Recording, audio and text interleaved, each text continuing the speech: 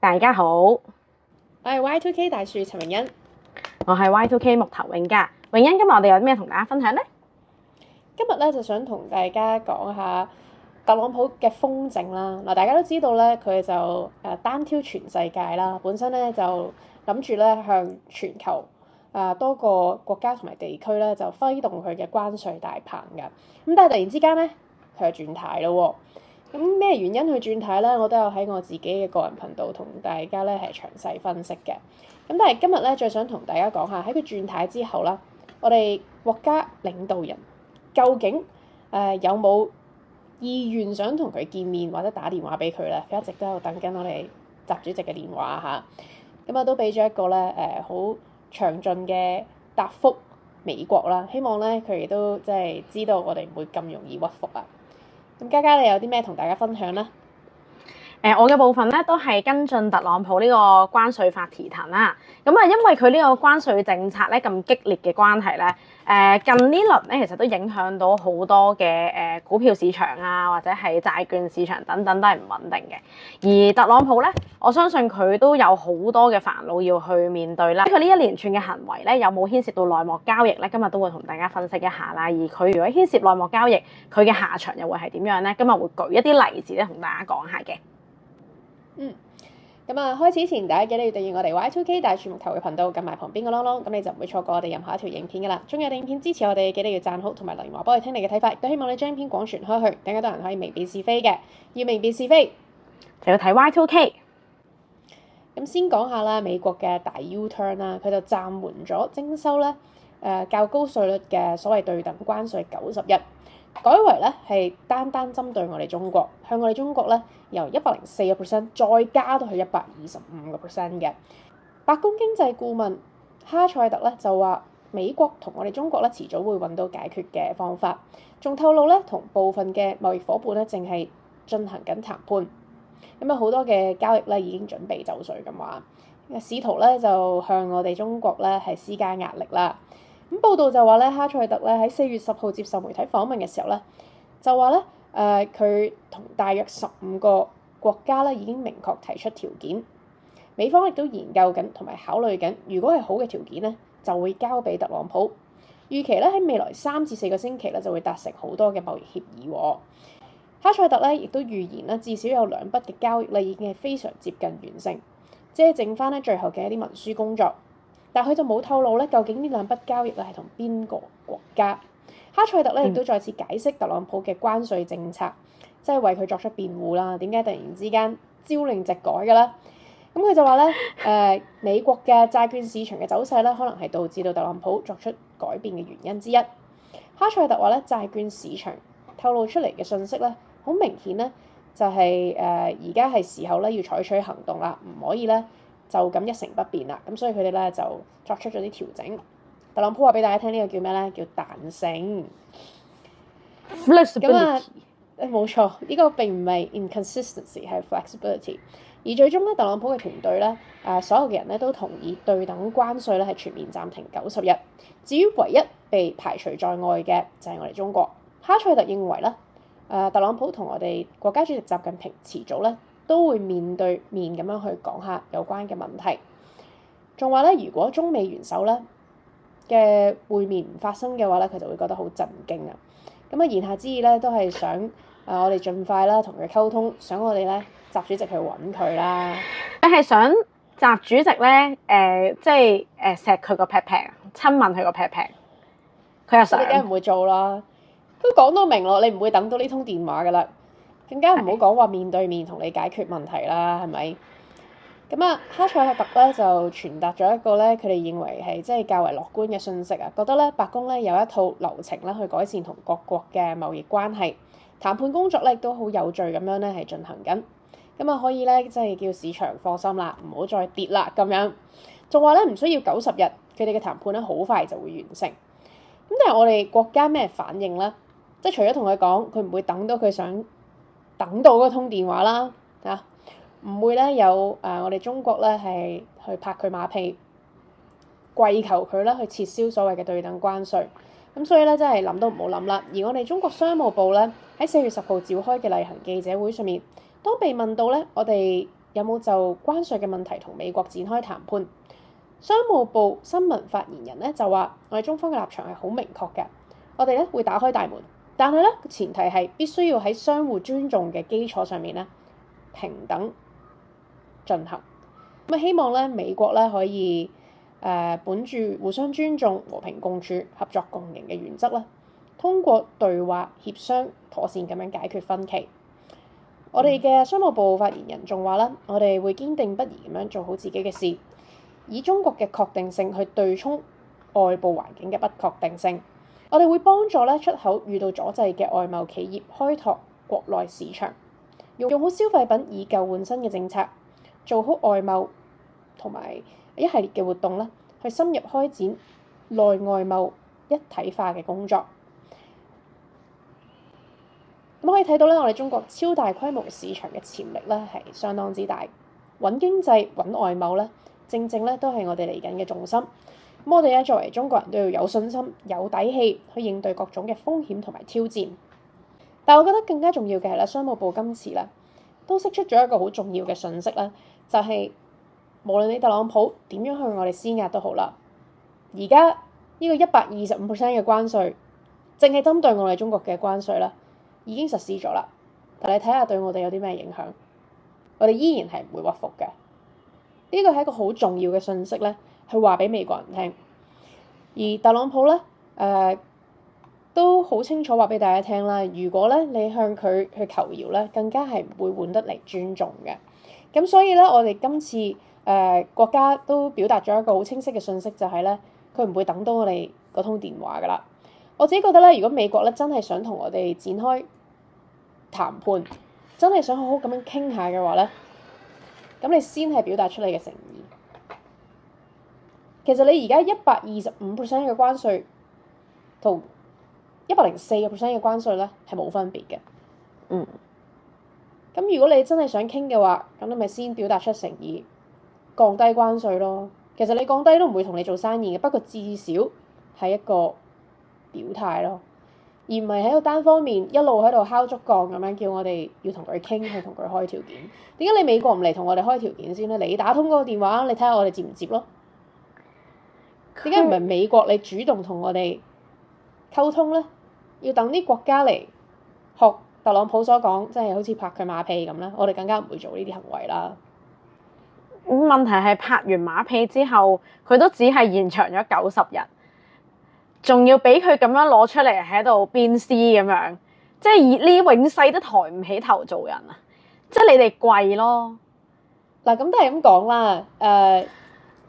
美國咧亦都冇講出而家究竟係咩國家咧係同佢哋傾緊有關嘅協議嘅。而家講嚟講去咧，打出第一通電話嗰個都係越南嘅啫。咁啊，我覺得越南可能即係反正啊，俾人笑下都冇所謂啦，可能嚇。反正而家都已經係咁啦。咁但係我相信有其他嘅一啲大國啦，包括例如歐盟啦，都唔會作出呢啲行為嘅。咁其實我哋中國咧都唔係而家唯一一個啦被美國針對嘅國家啦，仲有加拿大同墨西哥。咁所以我哋更加應該咧係團結可以團結嘅力量。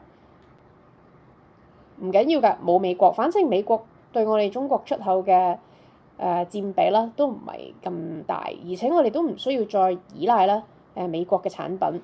喺18年嘅時候咧已經開展咗貿易戰嘅時候，我哋都已經作咗充分嘅準備。咁所以你話特朗普而家佢真係想談判嘅，佢自己嚟主動揾我哋咯，佢打俾習主席咯。反正而家處於弱勢嘅係佢，同埋呢壇嘢係佢搞出嚟嘅，佢自己收尾啊！個足係大到咧，即係你竟然可以講得出咁唔負責任。你話你唔知個證券市場會咁樣跌法，即係會有個咁嘅震盪，我真係你明唔明啊？說服唔到任何人咯。即係嗱，如果你說服到大家，咁大家會覺得哦，原來美國係由一班垃圾去統治嘅，即係完全都冇去以科學嘅角度嚇或者一啲數據嘅支持去做某一啲政策係冇嘅。原來係隨心所欲嘅。今日我覺得咁樣就要咁，聽日有後果我又縮咁樣，即係就好難搞。你覺得好驚奇咩？我覺得呢個係特朗普嘅風格嚟嘅喎，從來都冇人話佢係好科學咁樣治國嘅喎，佢純粹係隨心所欲嘅啫。咁所以咧，其實都有專家講到啦，究竟大家見到雖然而家美股啦，因為特朗普一句説話，而家就升翻。咁但係大家係咪仲要去投資喺一個咁善變？即係可能第二覺醒嚟嗰晚瞓得唔好，所以有啲起床氣啊，嬲嬲豬嘅。咁啊講句説話又震撼咗個股壇啦。你係咪仲想投資啊？嗱，我話俾你聽，有一啲咧，嗱，你要明白呢一個叫做咩啊？即係風險越大，得益係越大。有一啲人咧，可能佢係嗱一潭死水嘅股市咧，就冇人想投資嘅。有啲人咧，可能見到哇乘風破浪咁樣先有錢賺咁樣，即係佢係一個刀仔鋸大樹一樣嘅啫。咁啊，一定都仲有呢啲人嘅，但係多數咧就應該就冇啦。大部分人唔會啦。即係賭徒之一啦嚇。啲人咧好中意讀特朗普呢個風格，因為咁樣咧，可能咧即係會令到有啲人突然間身家翻倍都唔定嘅喎。即係你睇下佢咧，講緊佢呢一個對等關稅嘅操作咧，其實咧亦都係佢亦都把口唔收啦。咁啊喺知道自己可能會有啲好消息出嚟嘅時候，可能佢又想振興下個股市啦。甚至咧就係牽涉到咧有一個內部交易、內幕交易嘅嫌疑啊！因為咧特朗普咧喺公布佢呢個對等關稅嘅措施之後咧，咪跌鑊金㗎啦。咁但係咧佢又喺社交媒體嗰度咧就發文咧叫一啲民眾咧，你哋趁低吸納啦嚇，即係買定離手啦，嚟緊係會升㗎啦咁樣。咁特朗普咧就喺同日咧宣布咗暫緩對中國以外國家嘅對等關稅。佢喺 Facebook 嗰度叫完大家買股票之後咧，隨即咧就宣布暫緩對中國以外嘅對等關稅政策。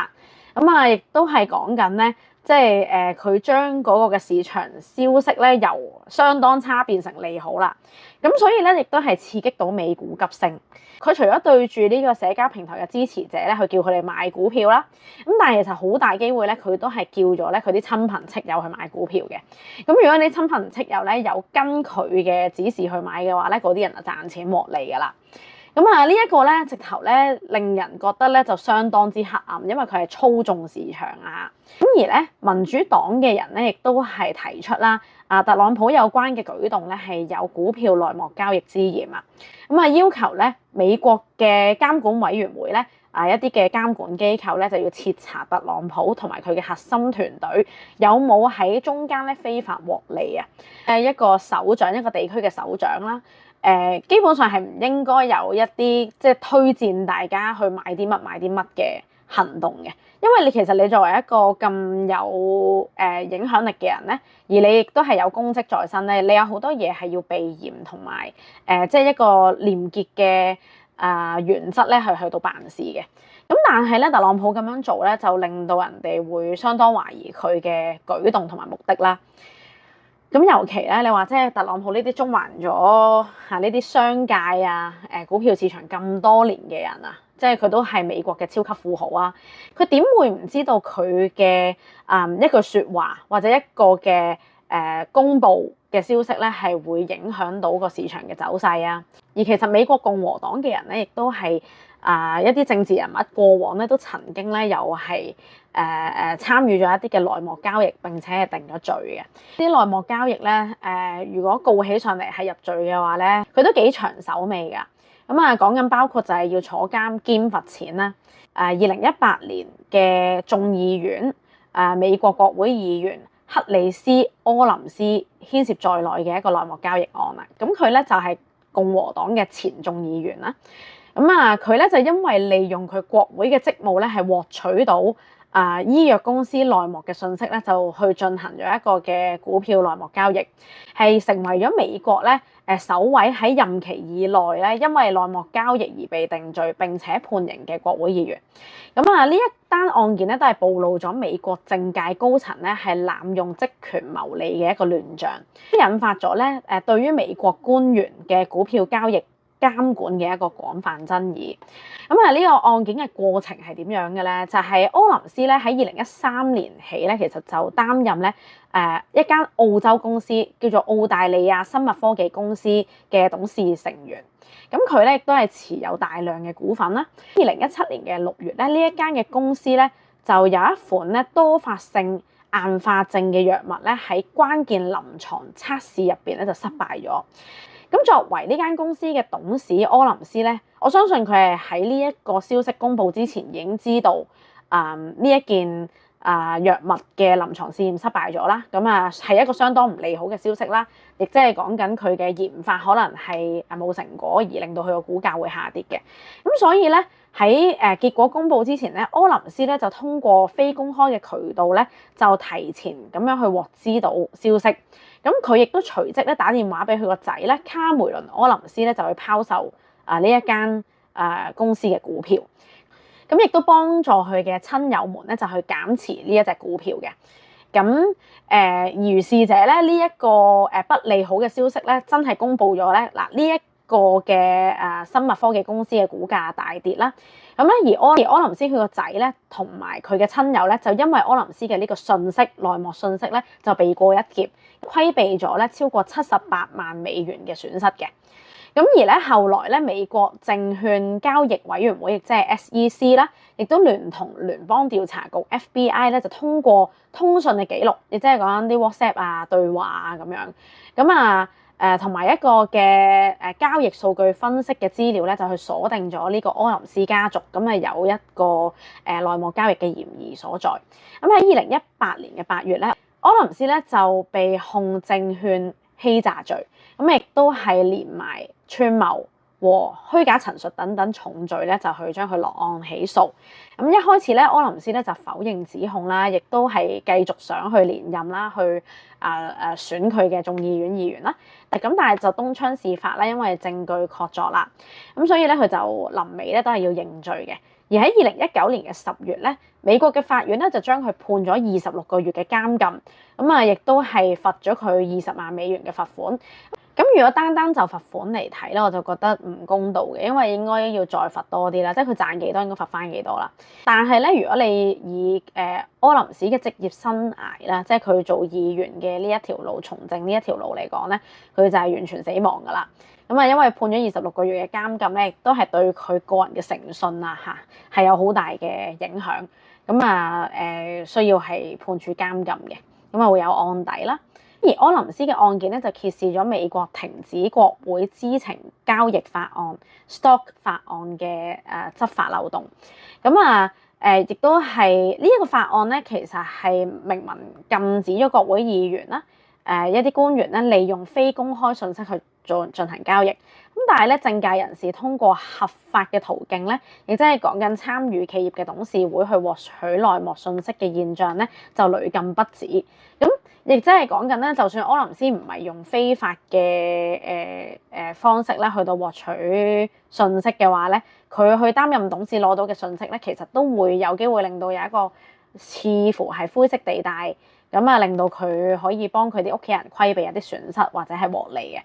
而呢一單案之後咧，美國嘅公眾咧都係強烈咁樣要求咧要加強監管。咁於是乎咧，2022年咧，美國咧就通過咗一個叫做國會股票內幕交易禁令嘅提案，咁就進一步咧限制議員同埋佢嘅親屬去進行股票交易行為。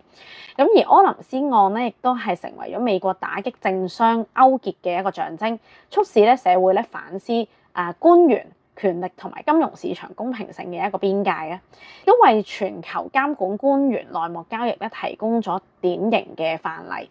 其實咧，同樣嘅情況咧，應用翻喺今次特朗普呢一個關稅事件嘅操作上邊咧，咁就可以去查下嘅方向咧，就係有冇一啲共和黨嘅會議成員係事先已經知道特朗普會暫緩對等關稅嘅呢一啲決定。